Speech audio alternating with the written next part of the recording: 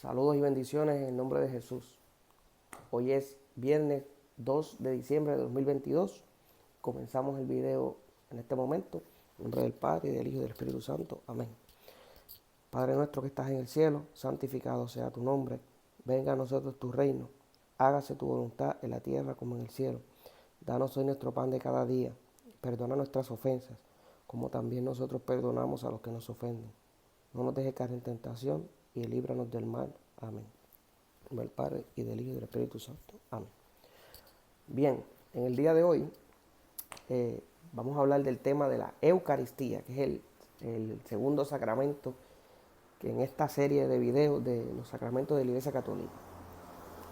Es el segundo, pero no es porque se haga en orden, sino en ese orden, sino que es el segundo porque es el segundo que voy a hablar. Pero para comenzar, el sacramento de la Eucaristía es el sacramento mayor, o sea, es el sacramento en donde el mismo autor de los sacramentos, Jesucristo, se hace presente. Lo vamos a ver ya mismito. Para comenzar, el sacramento de la Eucaristía es un sacramento que lo recibimos nosotros, los laicos, ¿verdad? Y todo fiel católico recibe la Eucaristía, pero el único que puede administrar, ¿verdad?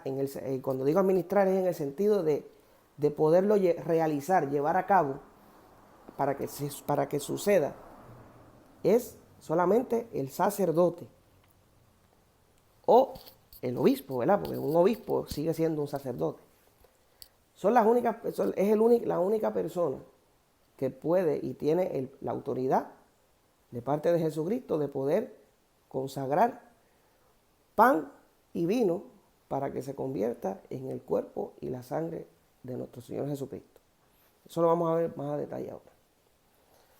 Bien, la Eucaristía. La palabra Eucaristía, ¿de dónde sale? Pues bien, la palabra Eucaristía es una palabra muy antigua que proviene de una palabra en griego. Me disculpan la pronunciación, pero si no me equivoco se pronuncia Eucharistein. Eucharistein. Y eso significa acción de gracia, pero no cualquier acción de gracia, sino la buena acción de gracia, y se le da a Dios solamente. Esto lo podemos ver en la historia del pueblo judío. El pueblo judío daba gracias a Dios, ¿verdad? Cuando realizaba los sacrificios, daba gracias a Dios pues, por muchas cosas, por las cosechas, pues, por la familia, por las bendiciones que han obtenido durante todo el año. Pues ellos hacían esa acción de gracia, es la Eucaristía. En el tiempo de ahora, pues también usamos la palabra Eucaristía en la Iglesia Católica, porque también nosotros damos gracias. Nosotros damos gracias cuando nos reunimos en el templo, ¿verdad? Obviamente damos gracias a Dios en cualquier momento, pero en el momento del templo lo que vamos a celebrar allí es la buena acción de gracia, es la Eucaristía.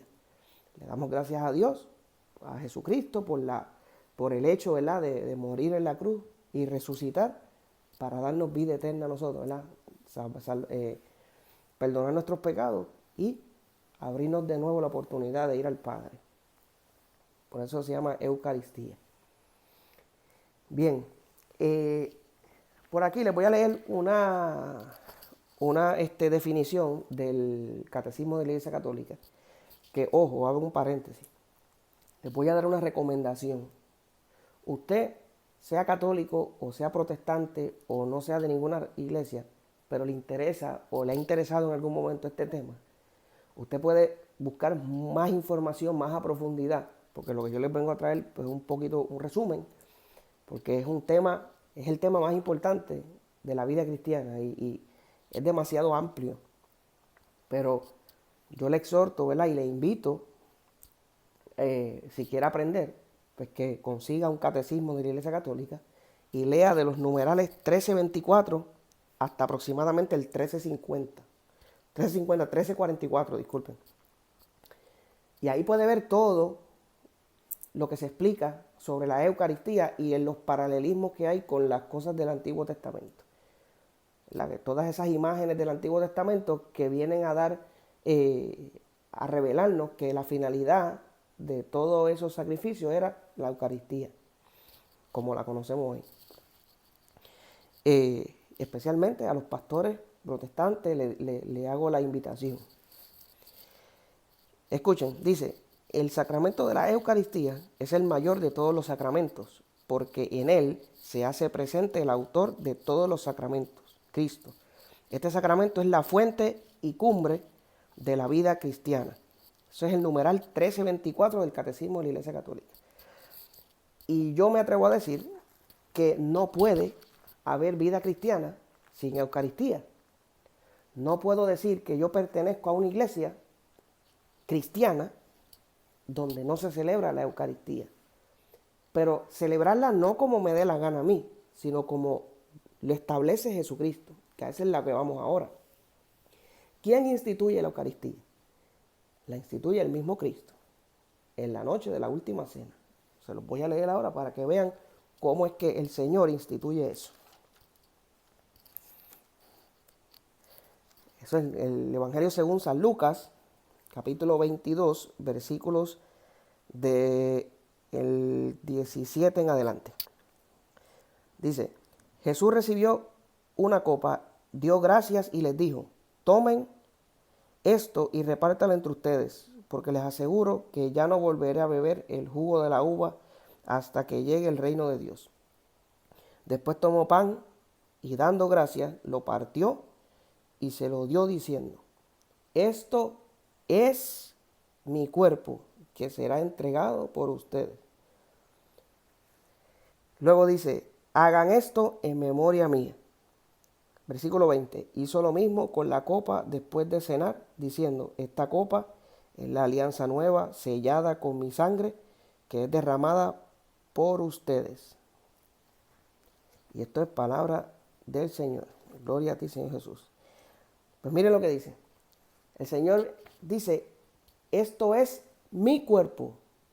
No dice esto simboliza mi cuerpo, sino lo que yo les estoy dando a ustedes, que es pan, ya no es pan, sino esto que ustedes están comiendo es mi cuerpo y lo que ustedes están tomando es mi sangre. ¿Qué está haciendo el Señor ahí? Él está estableciendo un método, una manera de celebrar un culto, el culto a Dios, a Jesucristo, hasta que Él vuelva otra vez. O sea, Él le deja a su iglesia una manera de celebrar esa acción de gracia. Y de esa manera esa iglesia se identifica. Y obviamente lo hace con un sacramento, con un signo visible, un signo sensible, como lo era el pan y el vino. ¿Y por qué pan y vino? Pues porque dice la Escritura que Jesús es sacerdote a la manera de Melquisedec, que Melquisedec, rey de Salem, era sacerdote y ofrecía los sacrificios con pan y vino. Y Jesucristo adopta ese mismo sacerdocio y entonces lo establece de esa manera. ¿Y dónde es que lo instituye? ¿Dónde es que da el mandato? Cuando dice, hagan esto en memoria mía. O sea, no lo hagan cuando les dé la gana. No lo hagan cuando se les ocurra. No, es que hay que hacerlo porque Él lo manda. Hagan esto en memoria mía. ¿A quién le estaba hablando Jesús en ese momento? A sus 12 apóstoles. Y sus 12 apóstoles eran los primeros sacerdotes, porque el que ofrece ese sacrificio es un sacerdote, así como era Melquisedec y así como es Jesucristo, que es el sumo y eterno sacerdote. Y ese sacerdote instituye otros sacerdotes para que hagan eso, para que lleven a cabo ese sacramento en su iglesia. Ya Jesucristo venía hablando de esto en el Evangelio según San Juan, capítulo 6, se ve ya, ¿verdad?, cómo Jesucristo ya viene preparando a las personas para instituir la Eucaristía. Vamos a leerlo por aquí, Juan 6, del 48, dice, yo soy el pan de vida. Sus antepasados comieron el maná en el desierto, pero murieron. O sea, ya lo viene preparando. Ya ellos sabían lo que era el maná. Él no le está hablando a personas que no saben. Los judíos saben lo que era el maná. El maná era con lo que se alimentaba el pueblo de Dios, el pueblo de Israel, cuando pasó los 40 días en el desierto. Dios los alimentaba con maná, que era una especie de pan. Pero dice que sus padres comieron eso y murieron. O sea, porque era solamente pan, era un alimento físico. No tenía algo más allá. Sino que Él, Jesucristo, es el verdadero alimento. El que coma ese alimento, ese va a tener vida eterna. No es que no va a morir físicamente, sino que el mensaje es que va a morir físicamente, pero se va a salvar. O sea, Jesucristo es la culminación, ¿verdad? El sentido verdadero de comer ese pan. Entonces miren cómo lo lleva. Dice, aquí tienen el pan que baja del cielo para que lo coman y ya no mueran. Yo soy el pan vivo que ha bajado del cielo. El que coma de este pan vivirá para siempre. El pan que yo daré es mi carne y lo daré para la vida del mundo. Dice que es su carne, pero miren lo que decían los judíos. Los judíos discutían entre sí. ¿Cómo puede éste darnos a comer su carne? Jesús les dijo, en verdad les digo que si no comen la carne del Hijo del Hombre y no beben su sangre, no tienen vida en ustedes. El que come mi carne y bebe mi sangre, vive de vida eterna, y yo lo resucitaré el último día.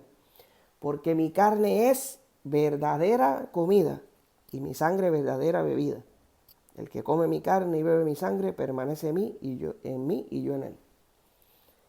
O sea, ya Jesucristo los venía preparando con la idea de que va a haber un sacrificio que hay que comer para tener vida. Pero los judíos pensaban humanamente, ellos decían, ¿cómo esto nos va a dar de comer su piel?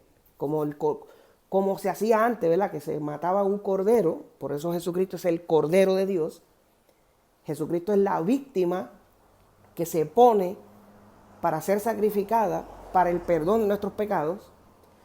Pero Él dice, hay que comer mi carne.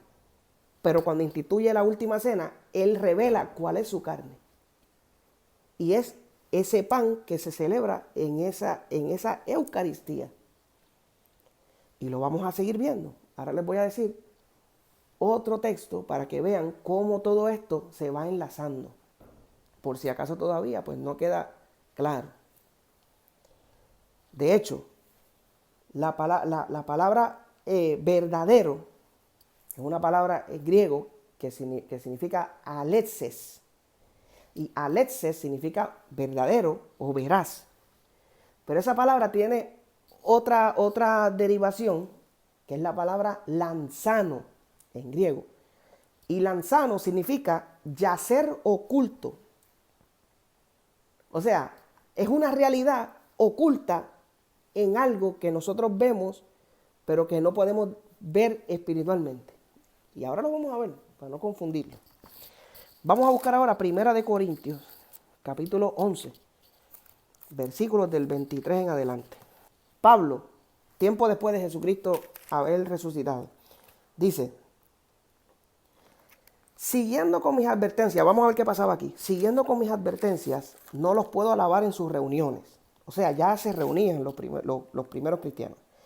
No los puedo alabar en sus reuniones, pues son más para mal que para bien. En primer lugar, según me dicen, cuando se reúnen como iglesia, no se notan divisiones entre ustedes, y en parte lo creo. Incluso tendrá que haber partidos para que así se vea con claridad con quién se puede contar. Ustedes pues se reúnen, pero ya no es a comer la cena del Señor, que es otro nombre para decir Eucaristía. O sea, ya esa gente, ya Pablo le está metiendo un regaño, diciéndole, ya ustedes no se reúnen para eso. Se lo están haciendo mal. ¿Para qué se reúnen? Miren lo que dice. Pues cada uno empieza sin más a comer su propia comida, y mientras uno pasa hambre, el otro se embriaga. O sea, ellos cogían la reunión, la misa, en vez de celebrar la cena del Señor, la Eucaristía, era simplemente darse un banquete, era comer y beber, una fiesta cualquiera. Era como cualquier cosa. Pero Pablo los está regañando y le está diciendo el verdadero sentido de ese culto. Y dice, ¿acaso no tienen sus casas para comer y beber? ¿O es que desprecian a la iglesia de Dios y quieren avergonzar a los que no tienen nada? ¿Qué les diré? ¿Tendré que aprobarlos? En esto, no. Y aquí viene lo importante. Dice Pablo, yo he recibido del Señor. ¿Quién se lo enseñó a Pablo? Porque Pablo no conoce a Cristo. Se lo tuvo que haber dicho los apóstoles. Los primeros sacerdotes formaron a Pablo en la fe. Y miren lo que él dice. Yo he recibido del Señor. Aunque no lo recibió directamente de Dios, de Jesucristo, lo recibió a través de sus apóstoles. Por eso Jesús dice, el que los escucha a ustedes, me escucha a mí. Yo he recibido del Señor lo que a mi vez les he transmitido. El Señor Jesús, la noche en que fue entregado, tomó pan y después de dar gracias lo partió diciendo, esto es mi cuerpo, que es entregado por ustedes. Hagan esto en memoria mía. De igual manera, tomando la copa después de haber cenado, dijo, esta es la copa de la nueva alianza, en mi sangre. Todas las veces que la beban, háganlo en memoria mía. O sea, todas las veces que la beban. Para que ustedes sepan, la Iglesia Católica celebra misa 3 veces a la semana, 4, 1, no. Todos los santos días la Iglesia Católica celebra la Santa Misa, la Santa Eucaristía. Y dice Pablo, todas las veces que lo hagan, que la beban, háganlo en memoria mía. O sea, cada vez que nos reunimos es a celebrar la Eucaristía, una y otra vez, una y otra vez, una y otra vez, porque Jesucristo lo mandó. Háganlo en memoria mía. Háganlo. Entonces dice, fíjense bien, cada vez que comen de este pan y beben de esta copa, están proclamando la muerte del Señor hasta que Él venga. ¿Qué fue lo que dijo Jesucristo? No volveré a tomar el jugo de la uva hasta que vuelva a tomarla con ustedes en el reino de los cielos. O sea, la Santa Misa es una proclamación del Evangelio. Por eso hay que hacerlo. Porque la gente va a identificar a la Iglesia de Cristo cuando hace ese culto que es mandado por Él. Y hay que hacerlo hasta que llegue la segunda venida de Jesucristo. Eso es perenne, o sea, se hace eternamente. Hasta que el Señor venga. Y la única iglesia que hace eso hace más de 2000 años, desde que Jesús la instituyó, es la Santa Iglesia Católica. Después dice Pablo, por tanto, el que come, escuchen bien esto, el que come el pan o bebe la copa del Señor indignamente, peca contra el cuerpo y la sangre del Señor. Cada uno, pues, examine su conciencia y luego podrá comer el pan y beber de la copa. El que come y bebe indignamente, come y bebe su propia condenación por no reconocer el cuerpo. ¿Qué está diciendo aquí Pablo? Pablo está llamando la atención a esta iglesia que se reúne, pero están a lo loco. Están celebrando la Eucaristía como si fuera una cena cualquiera. Y no, Pablo está diciendo, cuando ustedes se reúnan a celebrar esto es la cena del Señor. Lo que ustedes están comiendo no es una comida cualquiera. Es el cuerpo y la sangre de Jesucristo como lo instituyó en la última cena. Esa realidad, esa presencia real de Jesucristo está ahí. Por tanto, no se puede tomar como otra cosa, como cualquier cosa. No se puede profanar. Entonces, Pablo dice que el que come y bebe sin discernir, en griego esa palabra se dice diácrino, o sea, sin darse cuenta de lo que está oculto ahí. Por eso es que le mencioné ahorita la palabra lanzano, que significa yacer oculto. La presencia de Jesucristo está ahí, aunque no se vea, aunque sigamos viendo pan y vino. Pero por eso es un misterio, por eso es el misterio pascual. Porque aunque no entendamos eso, tenemos que ser como San Pedro, decirle al Señor, Señor, tú tienes palabra de vida eterna y yo sé que tú tienes poder para hacer eso que estás diciendo. Si tú te quisiste quedar con nosotros por medio de este culto, cada vez que celebramos con el pan y el vino, no necesito nada más. Lo creo. Y les voy a dar un último versículo ahora para que vean cómo todo esto sigue haciendo sentido. Vamos a ver Los discípulos de Emaús. San Lucas capítulo 24, versículos 28 al 32. Lucas 24, 28 al 32. Dice lo siguiente.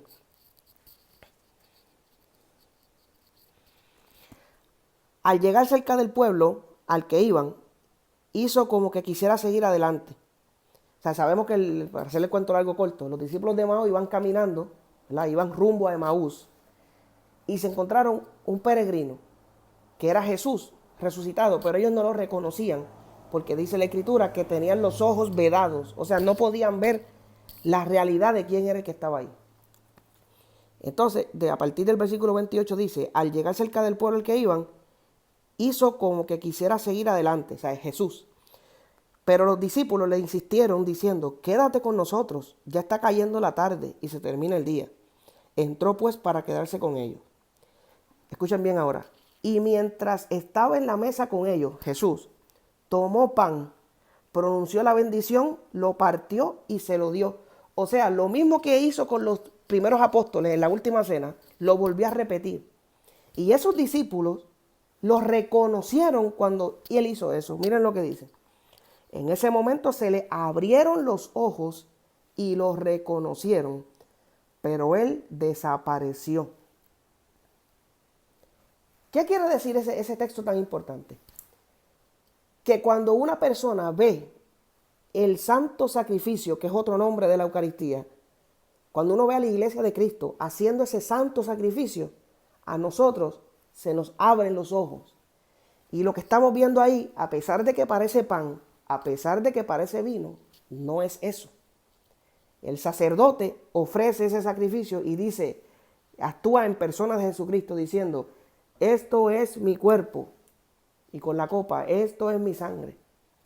Y lo que está ahí es la presencia real y verdadera de Jesucristo, no es un símbolo. Y mira lo que pasó ahí.